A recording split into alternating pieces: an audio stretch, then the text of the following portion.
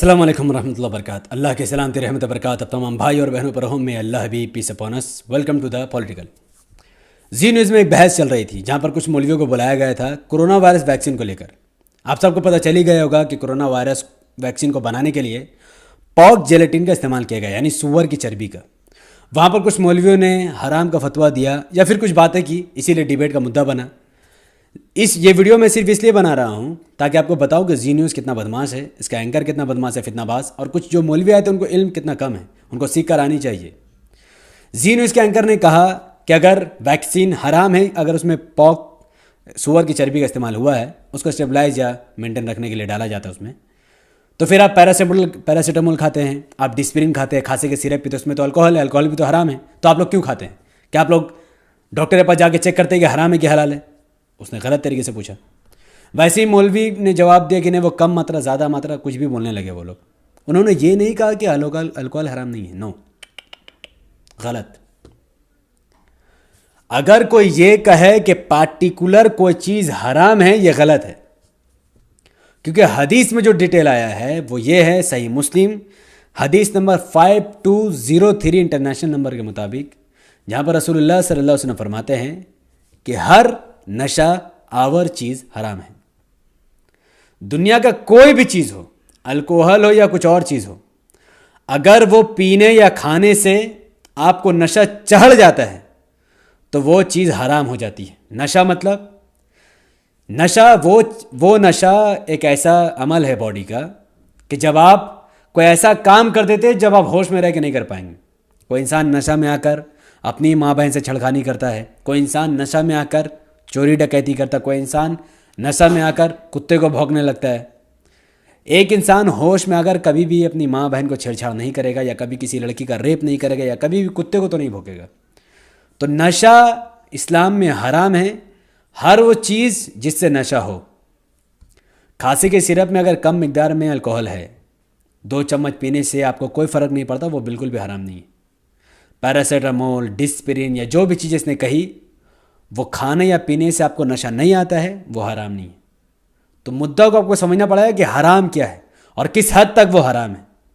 हराम की भी हद यह है कि जब आप मजबूर हो जाएं और आपके पास कोई चारा ना हो, आपके जान के लाले पड़ जाए, तो पार्टिकुलर टाइम, पार्टिकुलर समय तक भी और पार्टिकुलर यूज़ पर भी वो हराम चीज़ भी आपके लिए हलाल हो जाती है।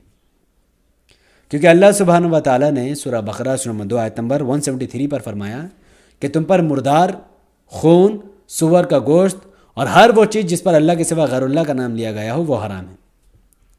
उसी के ठीक नीचे की आयत में अल्लाह ने फरमाया, ठीक नीचे की आयत में, उसी आयत में, कि जो कोई मजबूर हो जाए या बेबस हो और वो हद से बढ़ने वाला और ज़्यादती करने वाला ना हो, तो उस पर उसके खाने में कोई गुनाह नहीं। बेशक अल्लाह बख्शने वाला मेहरबान है। भले से मुर्दार, खून और सुअर का गोश्त हराम है, और ऐसा खाना जिस पर अल्लाह के सिवा किसी दूसरे खुदा का नाम लिया गया हो, पाखंड मचाया गया हो, वो हराम है। लेकिन जब आप बेबस हो, आपके मौत आपके गले पड़ जाए, आप नहीं खाएंगे तो नहीं बचेंगे, तो उस पार्टिकुलर वक्त तक भी आप अब वो खाना खा सकते हैं। तो इसलिए कंप्लीट नॉलेज पर ही टीवी डिबेट में हमारे उलेमा कराम या उन मौलवियों को जाना चाहिए जिनको इल्म है। अब अगर वैक्सीन कैसे बन रहा अगर आपको नहीं पता, या किस मकदार में उसमें कोई चीज़ है वो नहीं पता, खाना है कि लेना है, किस हद तक हलाल है अगर आपको नहीं पता, तो आपको स्किप करना। आपको बोलना है कि भैया मैं ये डिबेट नहीं कर सकता हूँ। आप किसी ऐसे उलेमा को बुलाइए। उलेमा बहुत हैं, कुछ उलेमा कराम ऐसे जो सिर्फ कुरान को जानते हैं और हदीस को जानते हैं। कुछ उलेमा कराम ऐसे हैं जो कुरान हदीस के साथ साथ दुनिया के बारे में भी जानते हैं। कुछ उलेमा कराम साइंटिस्ट भी हैं, कुछ उलेमा कराम डॉक्टर भी हैं, कुछ उलेमा कराम हिस्ट्री के बारे में भी जानते हैं और कुरान हदीस को भी जानते हैं। तो जब हिस्ट्री की बात हो तो उस फील्ड के उलेमा को भेजा जाए, जब साइंस की बात हो तो उस फील्ड के उलेमा को भेजा जाए, जब डॉक्टर की बात हो तो दवा की बात हो उस फील्ड के उलेमा को भेजा जाए। एक मस्जिद का इमाम अगर मदरसा से पढ़ा हुआ है, वहाँ पर उसको तमाम चीज़ें कुरान इसके अलावा कुछ नहीं पढ़ाई गई, उसको डिबेट में आने का कोई राइट ही नहीं है, क्योंकि आप उस पार्टिकुलर फील्ड के बारे में इल्म नहीं रखते। तो इसीलिए उनको बिल्कुल भी नहीं आनी चाहिए।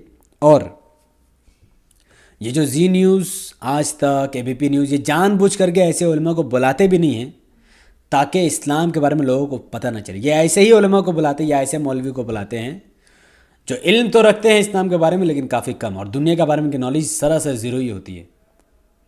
और फिर बुलाकर ये साबित करते हैं कि हाँ ये लोग कुछ नहीं जानते और ये लोग यही इस्लाम है, बस यही इस्लाम है, ऐसे ही करते। कई बार जैसा कि जाकिर नायक साहब, दीन दुनिया दोनों का इल्म है, एक उलेमा को ऐसा ही होना चाहिए। आपका ड्रेसअप क्या है, आप टोपी दाढ़ी से कोई मतलब नहीं, यह आपका अपना पर्सनल अमल, पर्सनल चॉइस है।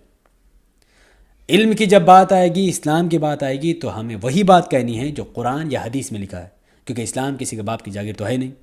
इस्लाम वही है जो अल्लाह ने कुरान में फरमाया और रसूलुल्लाह सल्लल्लाहु अलैहि वसल्लम की हदीस जो हदीस में मौजूद है।